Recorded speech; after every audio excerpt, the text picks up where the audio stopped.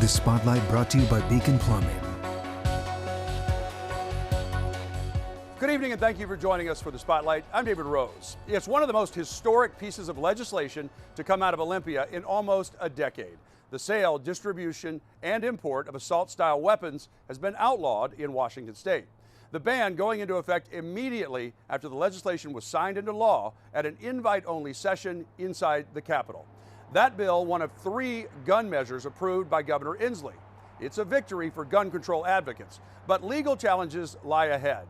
Our team coverage begins with the Spotlight's Matthew Smith, who was at the Capitol ceremony for the signing. Make no mistake, these are 3 pivotal gun control legislative pieces here, all signed in the same day. And if one thing really tells the story of how the changes have happened over the years here in Washington state, it's the protesters. Planned Parenthood kills more babies than guns do. Loud, but small in number. Protesters held signs telling Inslee it's time to resign. Chants.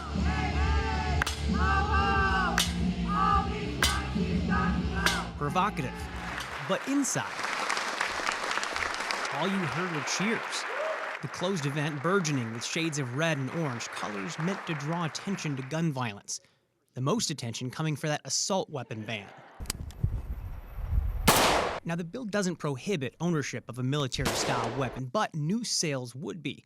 The law blocks the purchase of more than 50 gun models, including AR-15s and similar rifles, with exceptions for both police and military. It's a bill that legislators pushed for 7 years. Wow, today's the day. See if I make it through this speech. There was emotion, especially for those with ties to deadly shootings. I cried a little bit earlier. I might cry again. Robert Shentrop moved to Seattle after the massacre in Parkland, Florida. He lost his sister, one of 17 people to die that day. The worst day of my life was the day my sister was killed. And it is a deep, searing pain that is something that doesn't go away. But amid that pain, hope. Putting pen to paper, those in this room say this legislation offers that hope. Starting today, I'm happy to say that, today. The Second Amendment Foundation, which is based out of Bellevue, they have already filed a federal lawsuit, and even the NRA is suing Washington state, saying that the ban is unconstitutional. The Second Amendment Foundation already has 2 legal actions in progress. One lawsuit concerns the magazine ban, and the other challenges the ban on sales of semi-automatic rifles to young adults. Now, to recap, Bill 1240, signed yesterday, does not ban the possession of these weapons by people who already own them. It affects new sales. The law blocks the purchase of more than 50 gun models, including AR-15s and similar rifles, with the exception for police and military. It is a bill that legislators pushed for 7 years. When asked about the NRA and frustrations of gun owners, Governor Jay Inslee quite literally tightened his tie and gave a stern reaction to those against legislation. There is no reason on this green earth that anybody needs a weapon of war that is designed for only one purpose, and that is to shoot and kill and maim mass numbers of people in seconds. These weapons are unique weapons of war. Their muzzle velocity of that bullet when it comes out of the barrel is twice as fast as a pistol. The NRA ILA's Washington state director said, quote, "It's outrageous that states continue to pass these unconstitutional bans, but rest assured the NRA will continue to fight each one." Klein went on to say instead of arresting, prosecuting, and punishing criminals, Governor Inslee is focusing on restricting the rights of law-abiding Americans who use these rifles for a variety of lawful purposes. The people of Washington deserve better, end quote. That was the Spotlight's Nikki Torres reporting. The gun reforms aside, 105 days of debate, caucusing, committee hearings, and votes failed to produce action on another crucial issue of community safety, auto theft.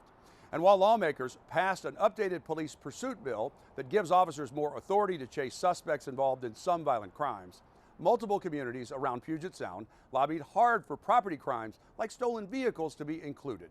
Washington has the 2nd highest rate of vehicle thefts in the country, according to the National Insurance Crime Bureau. And law enforcement testified repeatedly that criminals are well aware of the more stringent chase standards, with police in Fife telling us that they see car thieves taking off on a daily basis, sometimes even ramming their patrol vehicles because they know they can get away.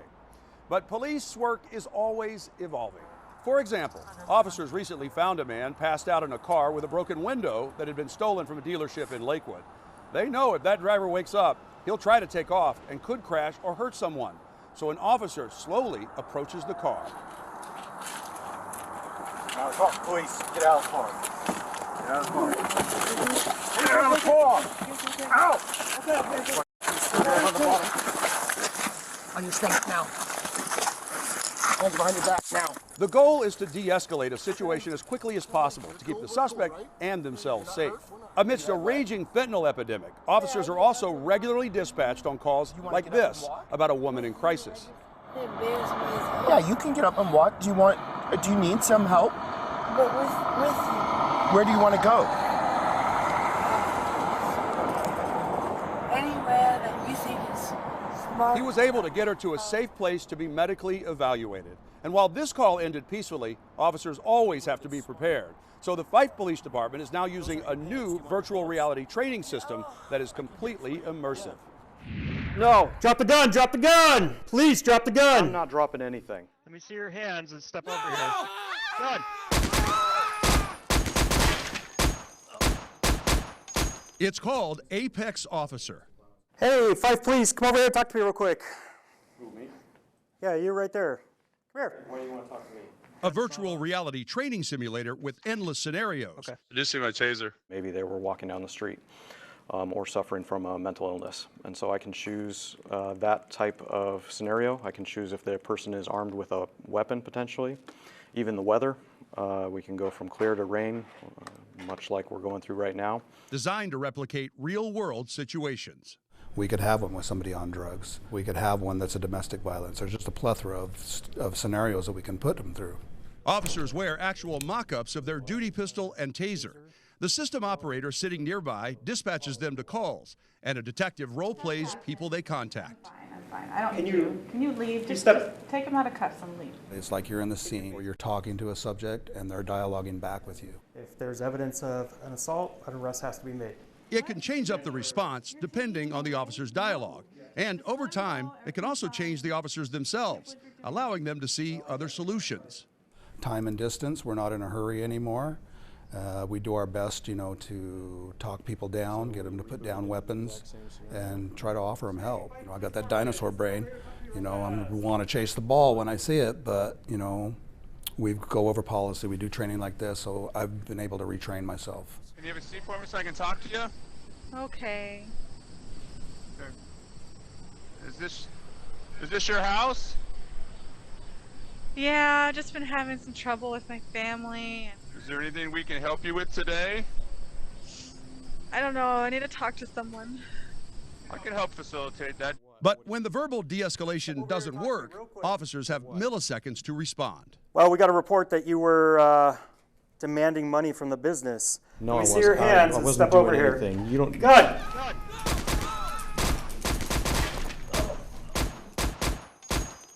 This all might look easy. It's not, as I found out firsthand. And then this will go eyes first, and then we're going to roll it onto the back of your head. Okay. I don't know what this is about. Gun! We conducted a traffic stop on this woman for driving a car without a license plate. Then, another update from dispatch. Described as a white female, blonde hair, wearing a white shirt, was leaning out of the window with a firearm shooting in an apparent road rage incident. 513 copy. Ma'am, do you have any firearms in the car today? No, of course not. Can I get you to step on outside the car here so I can talk to you for just a minute? Just come outside the car, please. All right. Well, we got a report that a vehicle of this description and a suspect of this description was involved in a road rage incident. Did you have any incident with anybody today? Somebody cut you off, make you mad? It didn't take long for the stop to go sideways. Good thing my partner was fast. No! Get back! Gun! The Fife City Council purchased the training simulator for $60,000. Why are you here? Well, we got a call about a disturbance that you might have been in there and hurt somebody with that bottle you have in your hand. Can I get you to do me a favor and put that bottle down? They're just concerned, as every other city is, of how their officers treat the public when they interact with them. Where I'm going to make you. All right, so put the Come on down, you're gonna get tased. No, I'm gonna Hey. make you leave. You're trespassing at my bar. Taser. So whether it's a traffic stop or a call about a robbery suspect in a grocery store, officers can use this training to improve their performance. When reaching for a gun is the wrong move, local communities are buying gear that could have come from a comic book hero. Stay tuned.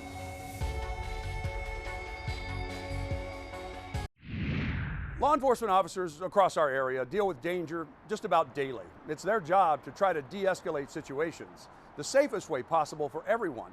So tonight we're seeing an example of that after a Pierce County Sheriff's deputy uses less lethal rounds, not bullets, to stop a suspect carrying a machete.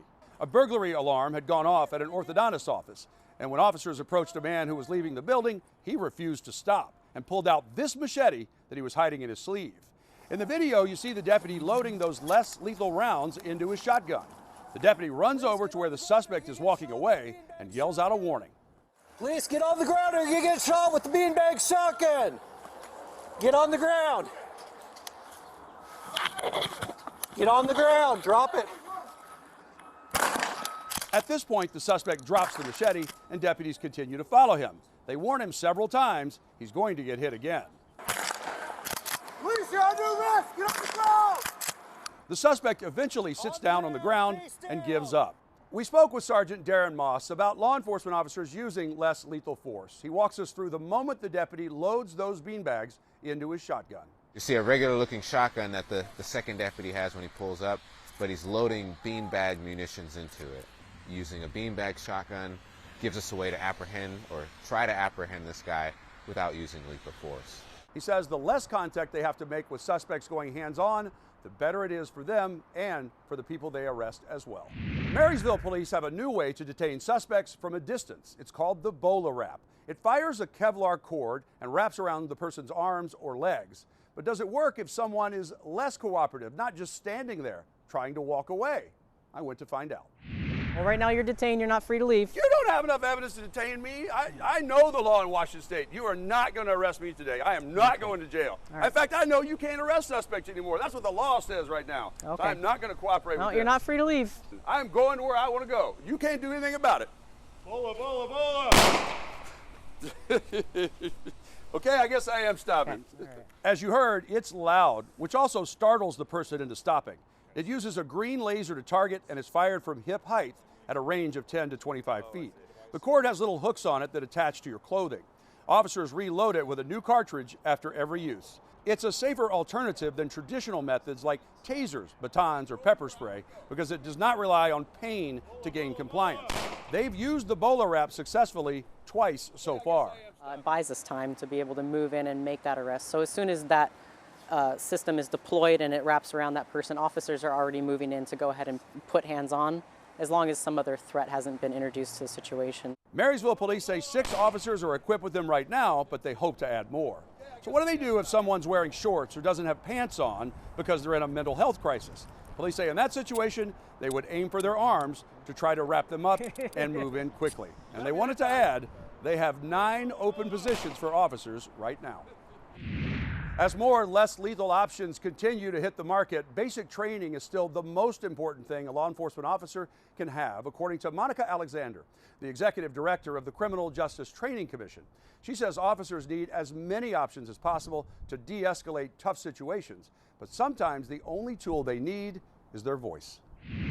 The Basic Training Academy is so important because it is the foundation of every police officer's training in the state of Washington, except for troopers who have their own academy. You know, we're teaching them how to use their verbal skills, so that's always an option. So it doesn't have to be a physical tool. Some of it is just about thinking your way through a situation and getting out of it safely. So you don't want to have to go from 1 to 10, meaning 1 meaning you're not doing anything at all or just hands-free, and 10 meaning you're using a firearm.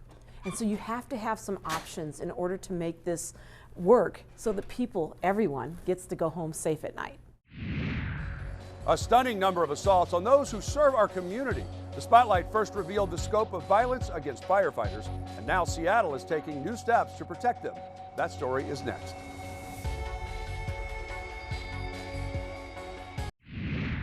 Seattle lawmakers were unanimous in voting to extend new protections to firefighters following an alarming rise in on-the-scene assaults. The Spotlight's Frankie Thompson was the first to report on this data, showing more than 100 attacks on emergency personnel last year.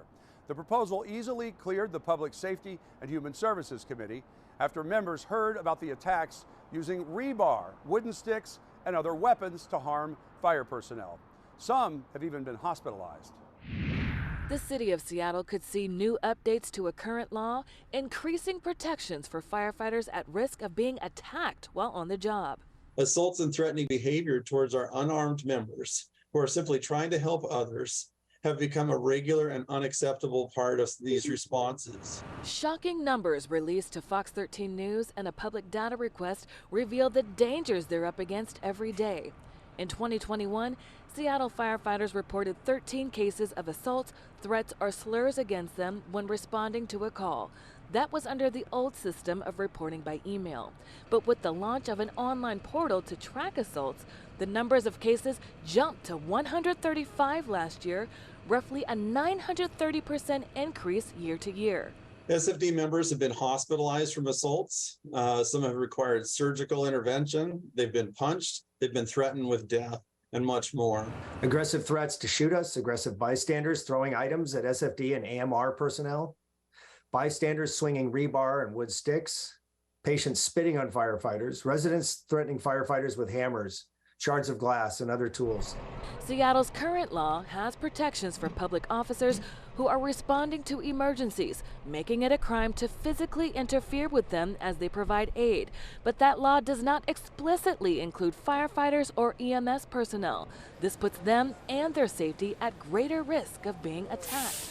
As everybody knows what it feels like to be threatened with violence, it changes your focus of attention. And what we're looking for here is the ability for our firefighters to focus 100% of their attention and efforts on the job at hand. If the law is updated, not only would it be a crime to physically interfere with firefighters on the scene, it also opens opportunity to partner with Seattle police on strategies to create space and access for firefighters to give emergency aid. The union president says this would help reduce confrontations before they even start, especially when firefighters are surrounded by a crowd. And when I say surrounding, I mean a circle of people so you can't see a way out. Individuals attempting to attack the patient while the patient's under our care. Individuals stealing the patient's belongings out of their pockets or from their person while we're trying to care for them and breathe for them. Still ahead, who killed Pat Cress? Among the region's oldest cold cases, his death remains one of the most chilling.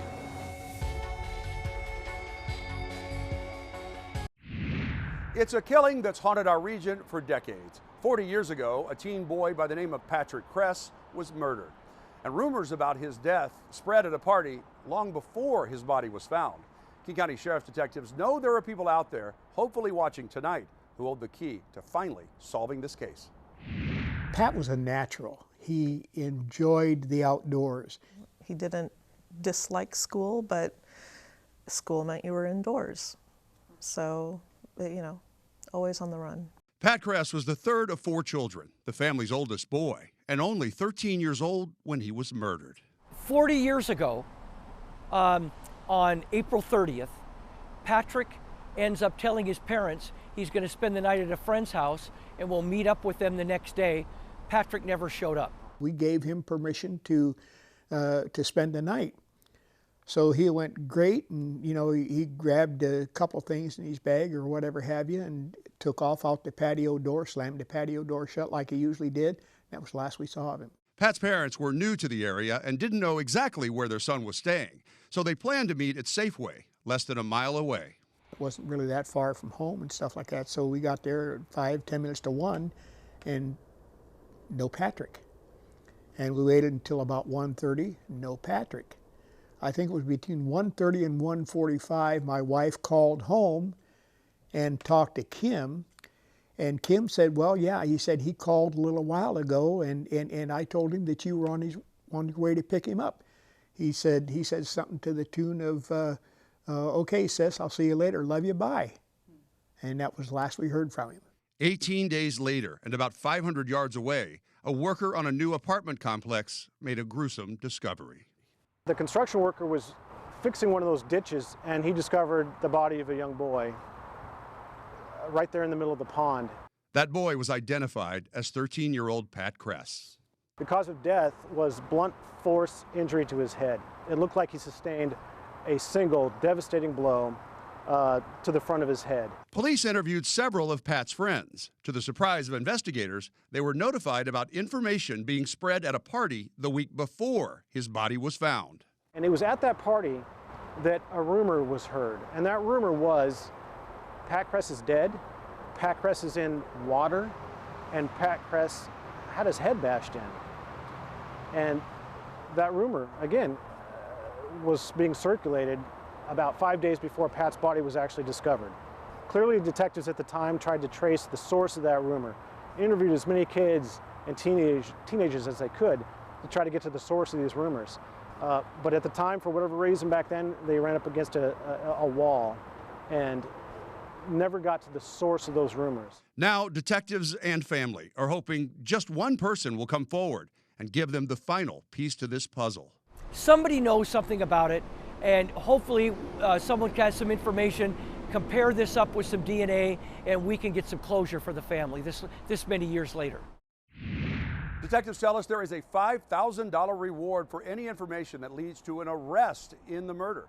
$4,000 coming from an anonymous donor, and the remaining $1,000 coming from Crime Stoppers of Puget Sound. So if you know anything that you think will help, call 1-800-222-TIPS or use the P3 Tips app on your cell phone to submit the information. You will remain anonymous. Well, that's all the time we have on this edition of The Spotlight. Until next week, be smart and stay safe.